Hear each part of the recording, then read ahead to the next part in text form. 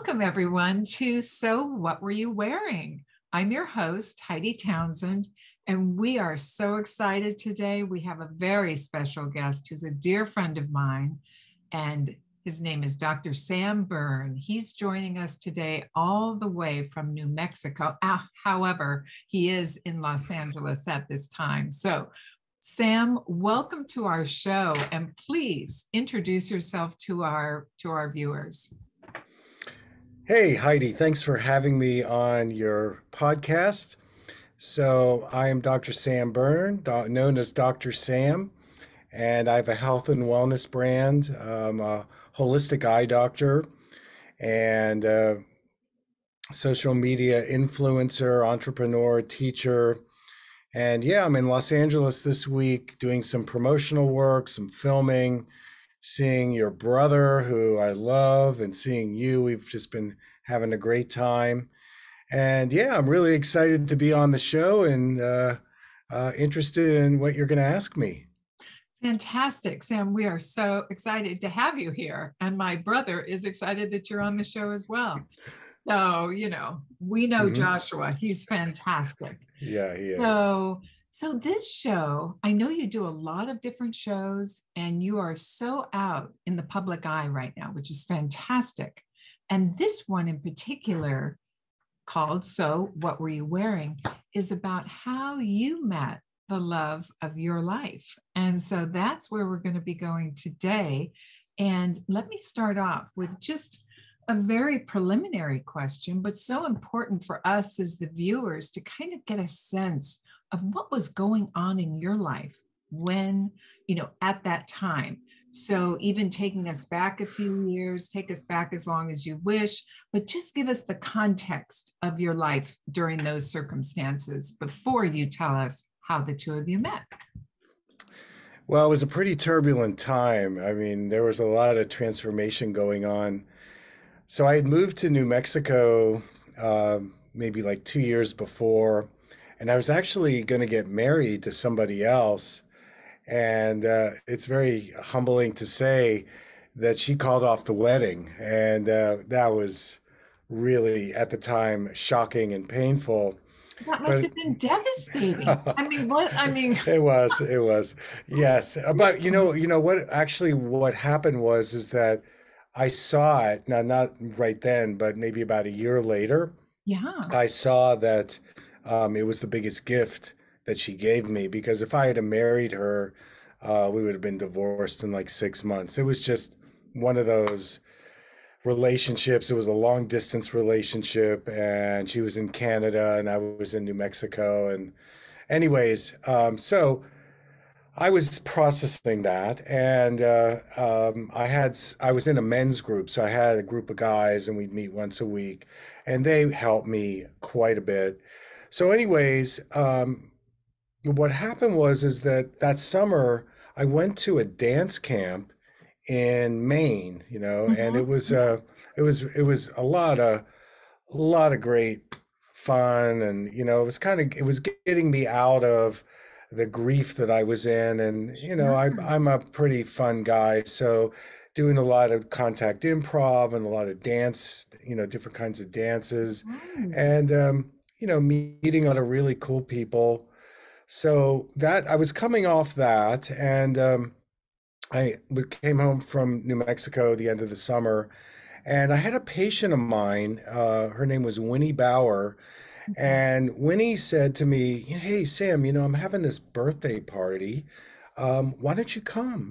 Be really Mhm. great, So I had a friend of mine who we were just very softly dating. And so I said, Winnie, would it be okay if I, bring a date? And she had like a strange look on her face, like, well, I guess that would be okay.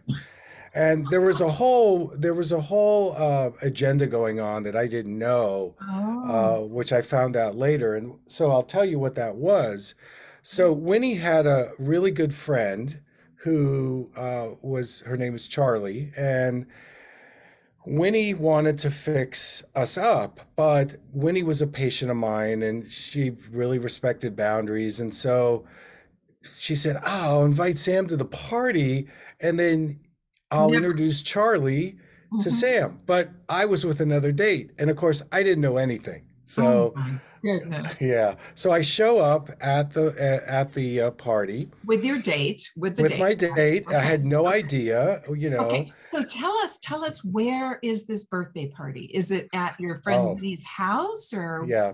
So my friend Winnie married this really cool guy, Richard, okay. and he'd killed it in business. He was an entrepreneur. So Wow. he had this amazing house in Tesuque, New Mexico, which is just north of Santa Fe, and it's kind of one of the wealthiest areas of Santa Fe.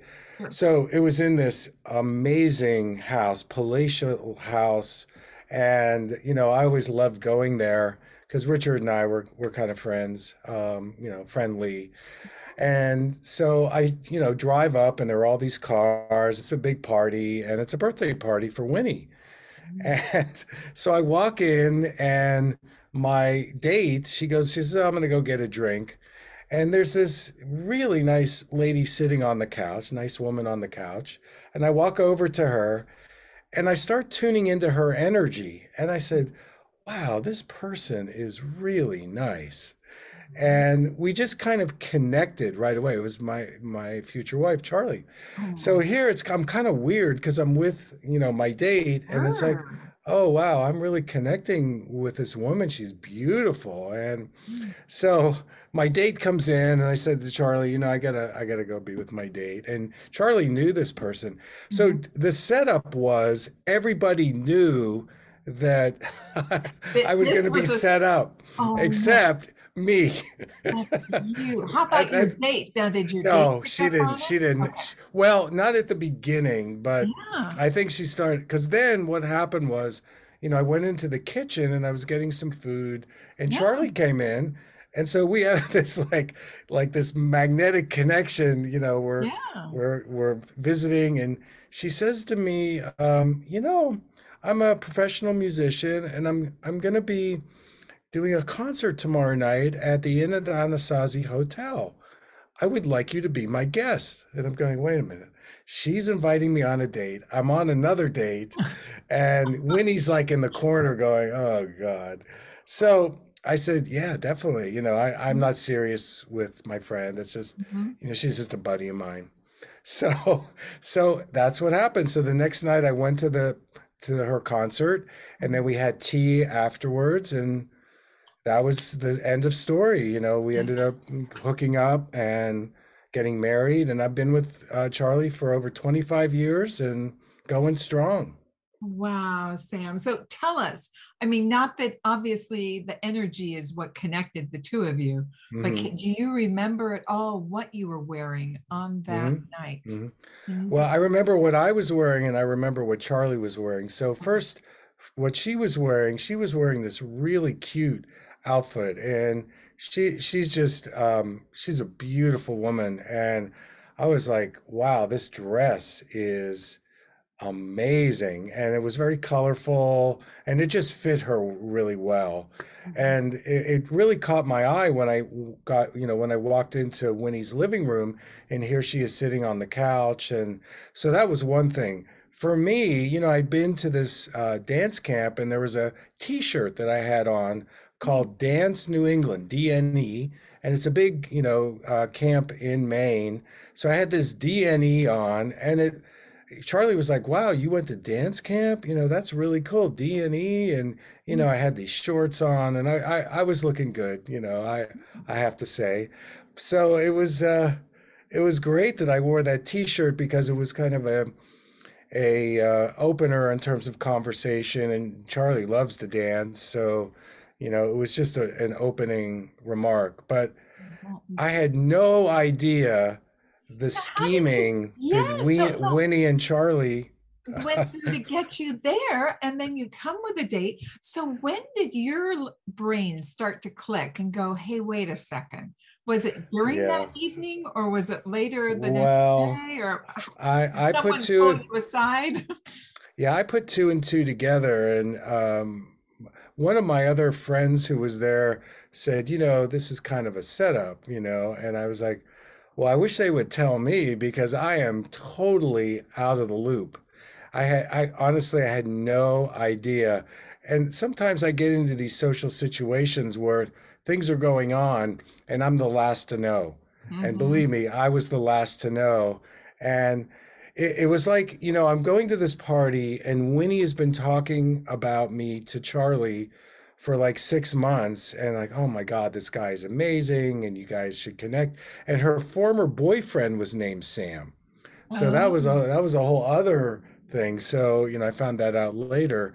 right. But it was just one of these magical things that connected us immediately. And it wasn't like this, how sometimes you meet somebody and there's this like magnetic sexual Mhm. chemistry. Yes. It wasn't like that. It was more of like, oh my, I'm feeling my heart. I'm feeling energy here.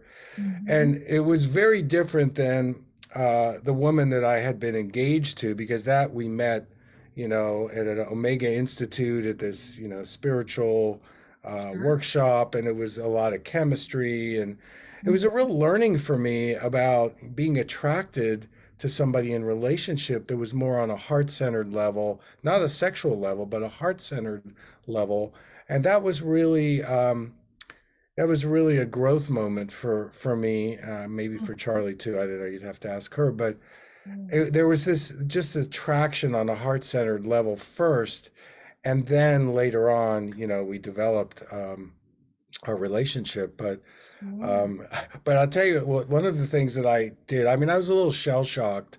So we started to get involved, and I said, Wait, let me just ask you, you were a little okay, shell shocked about the last relationship that okay, what so happened. right, And not you're wanting right, to step yeah, into not the wanting thing to right get then. committed.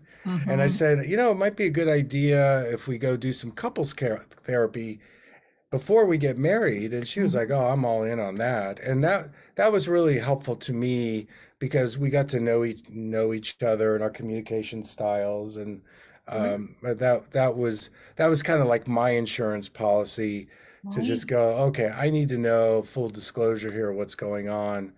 And of course that worked out well, and it all worked Wonderful. out. So Yeah, did you, and just for our viewers so that they can learn potentially like you have learned, were there any rough patches during this time that, just kind of needed some extra attention or needed a little, a way of working together to mhm. be able to move forward? Or was it just smooth sailing the whole time?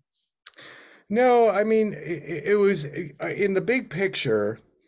It was smooth sailing. I mean, Yeah. whenever you get into a committed relationship, as you know, Mhm. there's going to be different needs, and learning how to communicate in a way Mhm. where you're not blaming the other person, where you're taking responsibility for your own feelings. And both of us were really fiercely, I'm using the word fiercely, Yeah. dedicated and committed to making the relationship work. So we Mhm. created a very safe container, saying, okay, we are committed. And now within that commitment, things are going to get hard. When you commit, this Right. is when the hard stuff comes up. And Mhm. I can tell you, being with Charlie for 25 years, there have been moments when it's been challenging, and very Sure. humbling for me, because we're mirrors for each other. But it's part of the growth, and I think I use marriage as a spiritual practice. Mm. It's it's like it's a way I kind of develop myself. And I mean, again, I don't want to speak for Charlie, but um, I really use it as a way to see my my shortcomings and the places where I could communicate better. But what we offer each other is a stability and a commitment, and I can say, "Death do us part." That's it. No matter what Mm. happens, I know that this is it. This is the one. This is it. And in terms of our being with Charlie, Yeah. and she feels that way to me. So that's very powerful to know that, And then within that, yeah, some days are really hard. I mean, it's, Hmm. you know how it is. So, I do. I but, do. I but, think you really hit on it with, though, with your marriage as a spiritual practice. That is yeah, just poignant in that yeah, how do you, walk the path? And yeah. there's so many different spiritual practices. And this one is, I mean, between the two of you, and that you're both Yeah. committed to it. Yeah, Yeah. exactly. And we've got families, my family, Mhm. Charlie's family, and we all go through a lot. And so it's a tribe and it's a community, and I'm grateful to have such a community. And there you go. I mean, Thank it's one of you. those things. Yeah. Yeah, no, that's just really that you two have been together for 25 years says a lot. I mean, that's just Yeah. really that you are committed and you're there for each other. And Yes. then the marriage as a spiritual practice is, I mean, that's the Mm-hmm. first time I've heard that. And Mm-hmm. it's phenomenal what can come from that with both being committed to this practice and the growth, I would imagine, that comes from that. Oh, incredible. And some of the business things that I do and professional things that I do, there is no way that I could do the same thing without having her stability and support. Because at least in terms of the social media, I'm the public figure and I'd never talk about her. This is unusual for me, but in this case, I would a little bit. But she's much more private. She doesn't even go on social media. But Mhm. as an artist and a musician, there is a public side to her where she has, played for the symphony and performed, and she's a fabulous performer.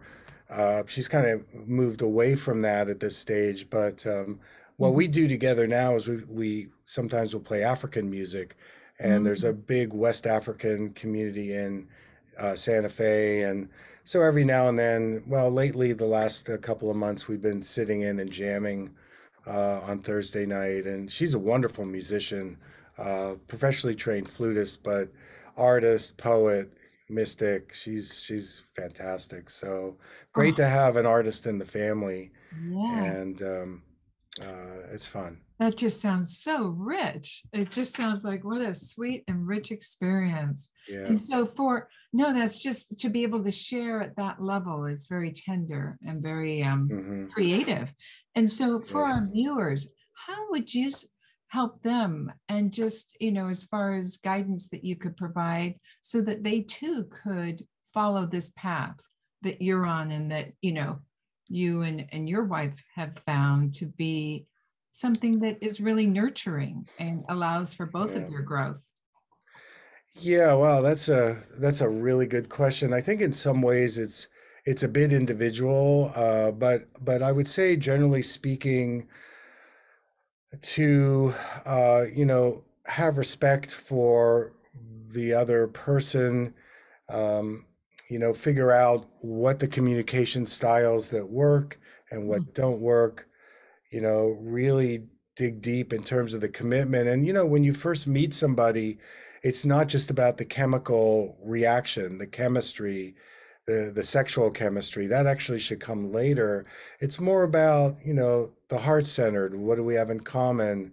Uh, what can we do to support the other's growth? Like it's not just about me and the relationship, but it's Mhm. about us, and we each have our own individual journey that we need to follow for sure. And then we have the life of the marriage as well, Mhm. and continually defining what is love. Love is not necessarily a chemical reaction, but so many things. It could be love, it could be respect, it could be acceptance, it could be, there's a lot of things. We talk about what is love a lot, and she has studied the Sufi tradition quite a bit Mhm. and reads a lot of Rumi poetry. So Rumi Mhm. talks a lot about what is love. And I was in a spiritual group for a long time, and my spiritual teacher, we really explored what love is from a non-chemical level, but just a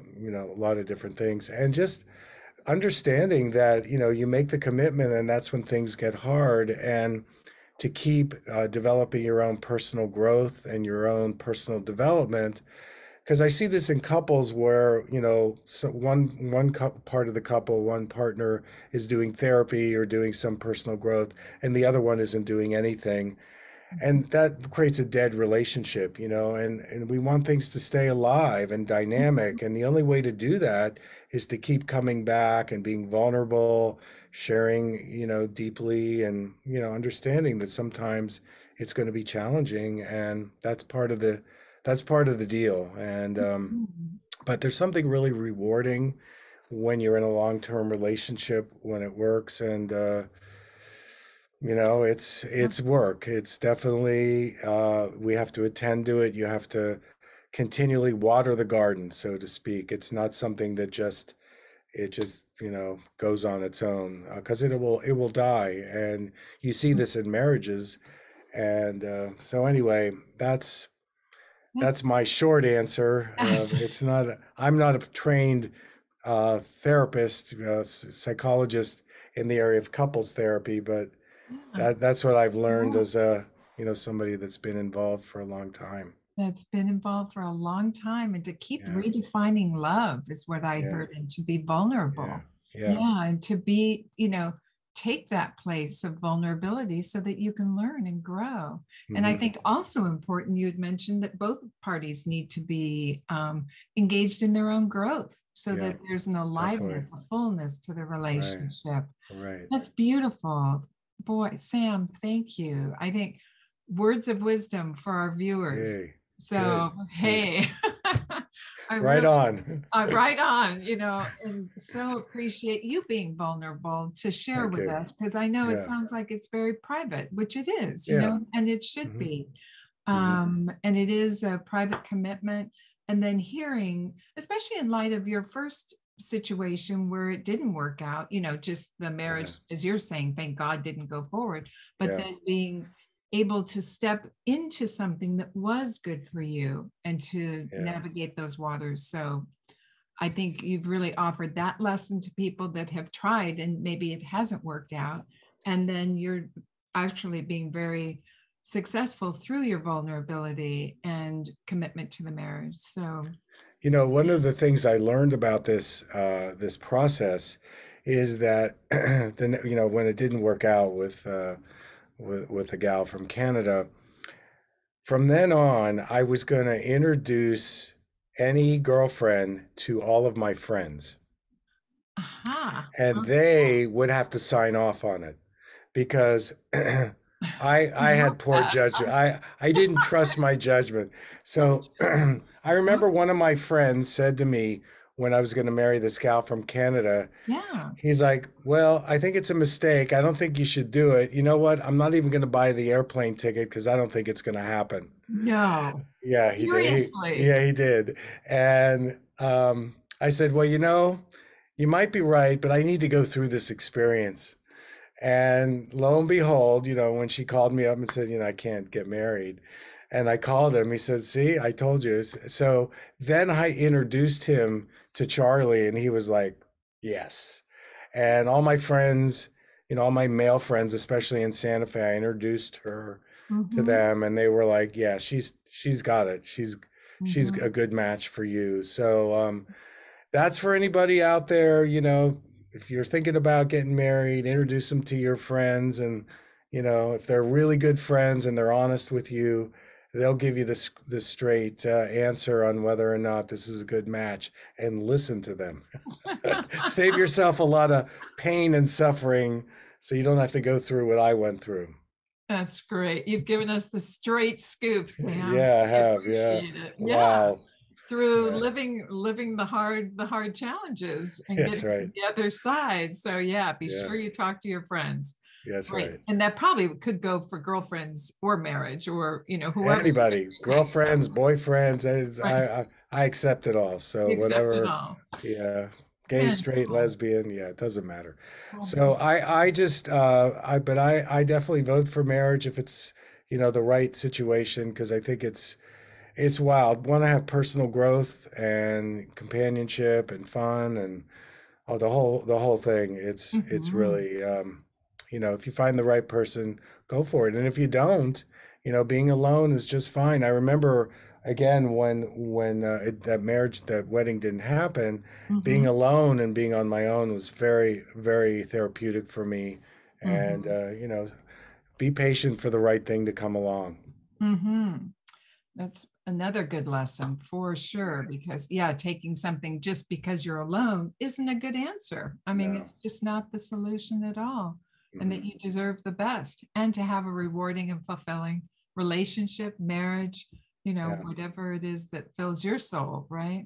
Yes, exactly. Yeah. Oh, this has been so wonderful and exciting to hear. Do you have any final thoughts or words that you want to share? And you've already shared so much, but anything that Well, I would leave you with one question, and that is, what does love mean to you?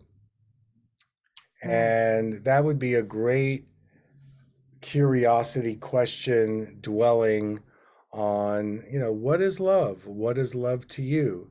And, mhm, because we have so many cultural meetings, so many religious meetings, family meetings, but to be able to develop what is love and, to really, that might give you some clarity on, attracting a partner that will match you in a way that's going to be fulfilling.